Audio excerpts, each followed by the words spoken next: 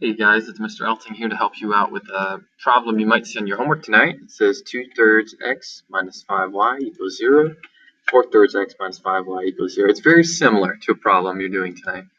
I didn't want to give you the same problem. Now you know we're going to use elimination to solve this, and the key thing is which variable are we going to get rid of? The obvious answer is the y's. Why do I know that? Well, it's pretty simple. Y's both have a coefficient of 5. What that means is they can cancel out. 2/3 and 4/3, however, whether you add or subtract them, they will not make the x completely go away. And for that reason, I'm going to need to get rid of the y's. So how do I do that?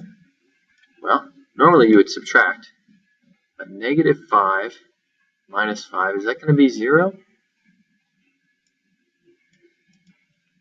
Let's think about this. Negative 5 minus negative 5. In other words, this is negative 5 plus 5. Yes, it is 0. How about that?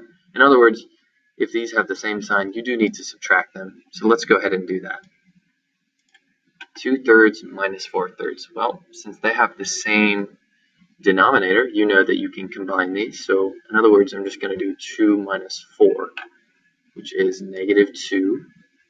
It has the same denominator. You don't subtract the 3's. Remember how to do fractions. 2/3 x, and then 0y is equal to 0. Now you get this equation. Now, how do you get rid of a fraction in an equation?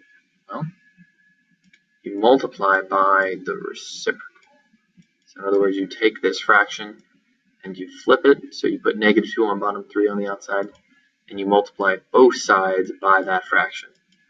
Now I made this example easier because obviously they cancel on the left, but on the right side, I chose 0 because I knew that 0 times those things was going to give me 0. So your problem might not work out so pretty. You might have to actually multiply this. By the way, multiply that number by the top number. 0 times 3 is 0, so this whole thing is 0. I know that's tough, but I know you can do it. And remember, after you know that x is 0, you still have to plug that in to find y. So let's plug that into the first equation. And I'll get 2/3 times 0 minus 5y equals 0.